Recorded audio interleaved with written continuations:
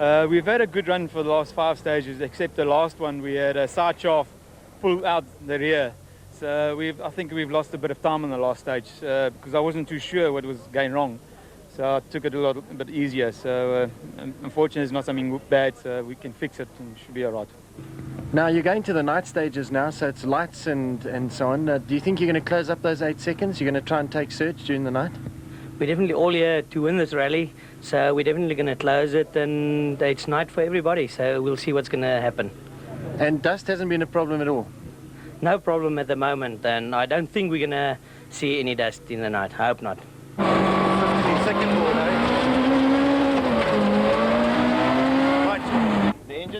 The second Toyota, that of Enzo Kun, is even worse off than Serge's. The vibration fed back into the gearbox by the flat tyre has sheared 3 bolts holding the flywheel onto the crank. The Toyota team manager later withdrew the car for fear of terminal damage. Habeck continues with suspension adjustments on the Golf in an effort to get back in touch. While Class B leader Leon Buerta supervises a gearbox change on the leading front-wheel drive car. The scoreboard at the Brabo regroup after 6 stages sees a situation up front that is as close now as it was at the start. Just 8 seconds separates the leading Class A cars. The fight for 3rd place continues between the Van der Merwe Boshoff Ford and the Nissan of Duval and Hodgson. Buerta and Jordan presently hold 6th position overall and lead the Class B contingent. Kun and Sealing will not restart the event.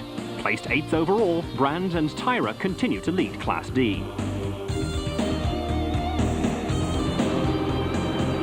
With the crews departing in the order in which they finished Section 1, Serge and Vito clock out of the Park Firm Time Control at 8 p.m. on the night of Friday the 16th. Now second on the road, Hannes Krobler and Douglas Judd take up their position, ready to do battle against the Conquest and the 10 demanding stages that lie ahead.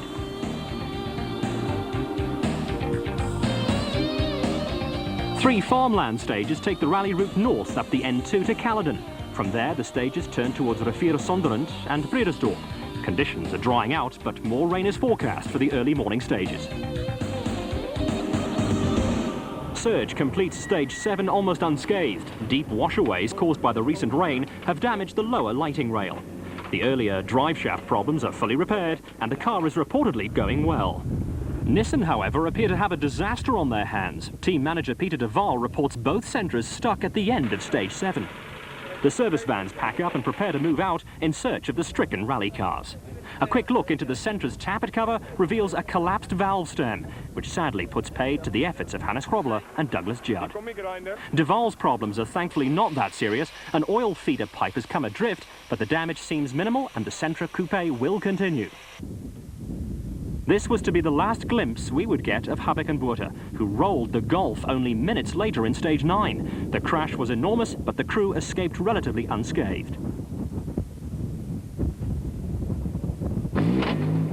A short spectator stage in Caledon had the locals lining the streets, eagerly awaiting the action. 5, 4, 3, 2, 1, go. Rejoin Sarel and France in the now second-placed Sasol Ford Laser. Beyond the yield sign.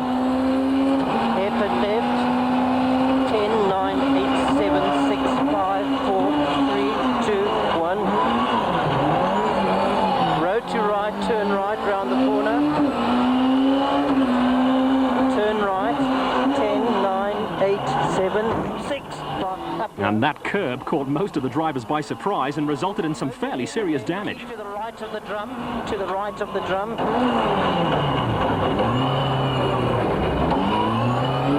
T-junction right. T right. Point 3. Road to right, turn right. Turn right. 10, 9, 8, 7, 6, 5. 100 meters. Hairpin right onto dirt. Hairpin right onto dirt. 10, 9. Here we go. Hairpin right here. Open hairpin left. Yeah, this thing. No, round back down to where we were. A rare moment, but a misunderstanding that costs the Ford crew valuable seconds. And then we go left. Left and immediately right. Down there, down there. That's it.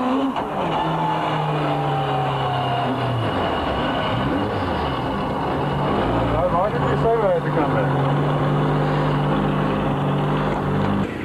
At the service area, the damage caused by the curb is quickly assessed and the bent tyre rod joints are replaced.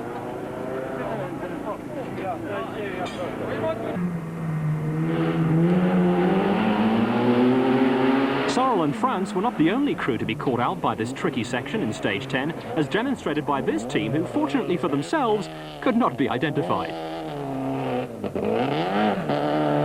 The remaining night stages were relatively uneventful, with the early morning rain the only real challenge to the tiring drivers and navigators as they tackled the muddy conditions.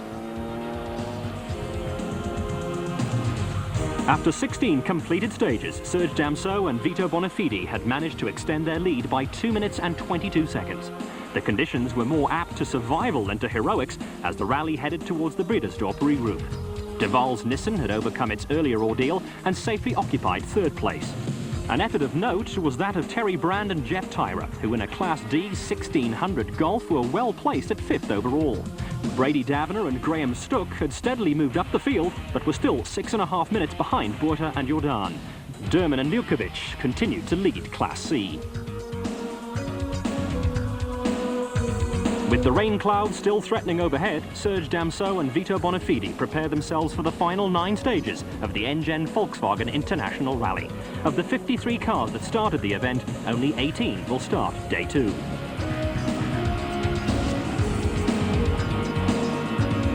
Impassable conditions forced the organisers to cancel 2 of those 9 stages, reducing the stage distance by 33 kilometres. What remains of the route takes the rally back towards Caledon, after which 2 more stages in the Safco forests promise to reduce the finishers list even further. A long open section transports the surviving competitors to the Killarney racetrack for the finish. At the end of stage 22, Serge was forced to replace another damaged drive shaft. This puts Sarl and France ahead of the field into stage 23, where the spectators eagerly await the cars at the water crossing. Sarl takes it slowly. He can afford a few seconds by playing it safe. Nick Duval, on the other hand, adopts an all-or-nothing attitude. And while the Nissan survives the water, the same cannot be said for our cameraman.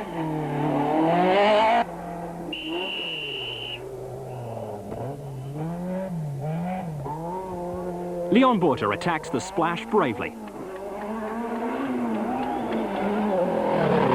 but must suffer with the resulting misfire until the water is cleared.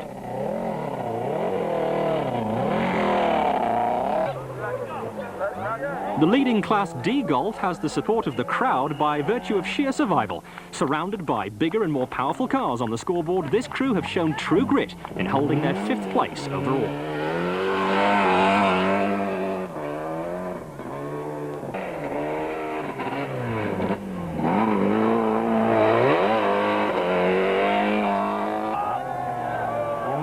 More is expected from the local team of Davner and Stuck, who wisely avoid the temptation to entertain the crowds and risk getting stuck.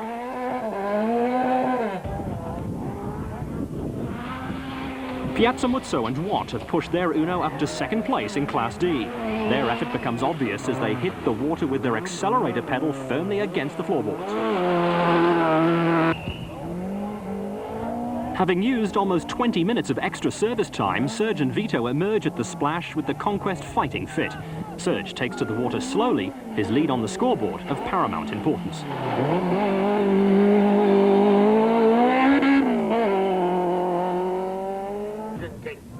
Class C changed hands in stage 23 when Glenn Derman crashed the Toyota Conquest, allowing Keith Coleman and Hadley Judd to head the class in their Volkswagen Golf.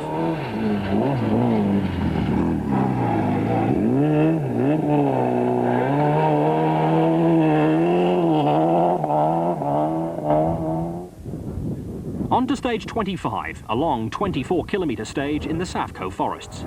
If Sarl appears to be taking things easy, it's because he is. The rain has exposed rocks and left washaways and pools of water all along the route. Tree stumps next to the road make the going even more treacherous for the driver that happens to make a mistake.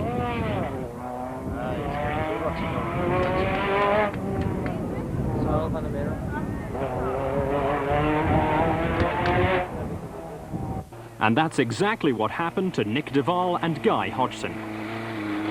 With their right front wheel literally hanging on by a bolt, Nick desperately tries to get the Sentra to the end of the stage and his waiting service crew. Although the car is only a three-wheel drive model now, Nick is able to cover a fair distance before getting stuck in this right-hand uphill bend. By virtue of the rule book, only the crew and spectators may push the stricken vehicle. Helping hands get the car on the move once again.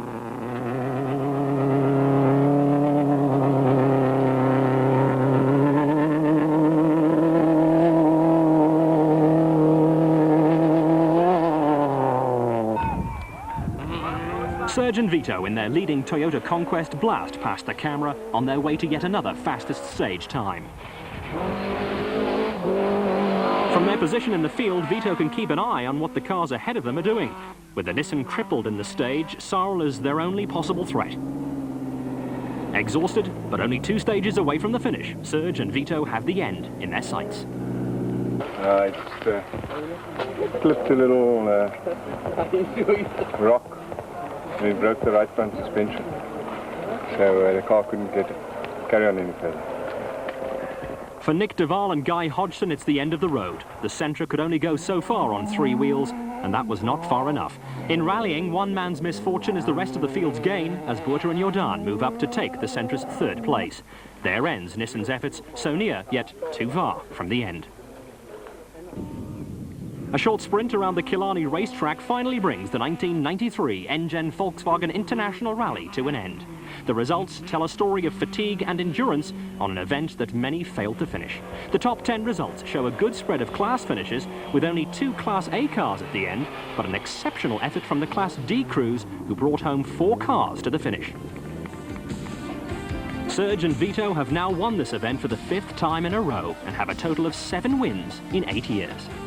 A proud moment for Sonny Bonafide, who, as clerk of the course, organised a great event and was able to witness his son taking top honours alongside teammate Serge Damseau. I'm actually very happy with the results. We had a good start from the start to the end. We won most of the stages except for 3 stages. And actually very happy. The performance and the car went very well. And thank you to my crew, all the effort they put into it. I'm very happy. Thank you.